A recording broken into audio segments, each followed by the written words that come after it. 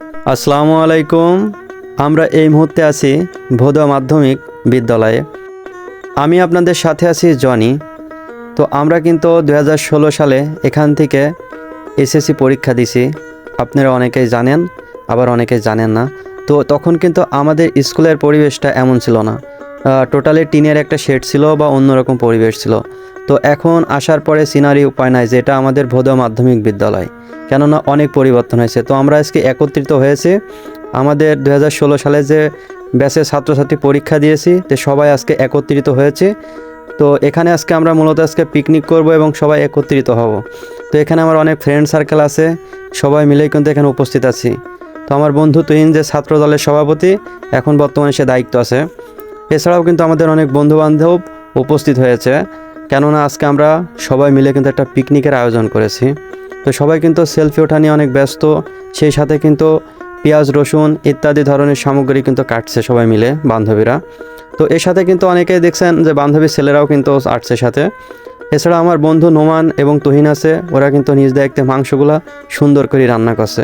তো আমাদের এখানে কিন্তু গরুর মাংস ছিল, তো সেই সাথে কিন্তু খিচুড়ি ভাত ছিল। তো ভাতগুলোও কিন্তু চুলায় অলরেডি দেওয়া হয়েছে।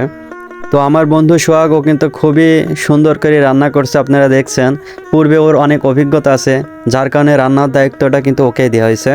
সেই সাথে মাসুম এবং ছিল রাজীব, ওরাও কিন্তু আমাদের সাথে উপস্থিত ছিল।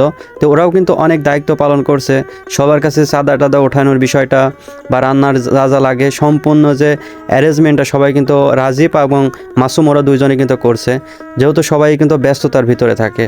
তো আমি যে রাজীব ভাইয়ের কথা বলছি, ও কিন্তু আমার ফুফাতো ভাই, প্লাস ও কিন্তু এখন বর্তমান সেনাবাহিনীতে আছে। তো হাজার ব্যস্ততার ভিতরেও আমাদেরকে কিন্তু সবাই সময় দিচ্ছে।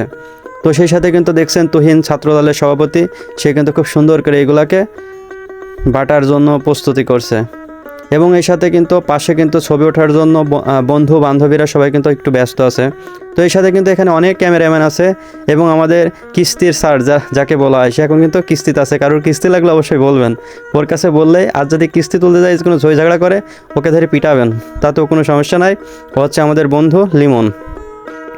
তো এছাড়াও কিন্তু এখানে অনেকে উপস্থিত ছিল। আমাদের রান্নাবাড়া পুরো কমপ্লিট হয়েছে, হওয়ার পরে কিন্তু আমরা সবাই ছবি উঠছি এবং প্রতিভা একাডেমির চেয়ারপারসন কিন্তু আমাদের সাথে আছে। কিছুক্ষণের ভিতরেই কিন্তু আমরা খাওয়া দাওয়াটা শুরু করবো অবশ্যই।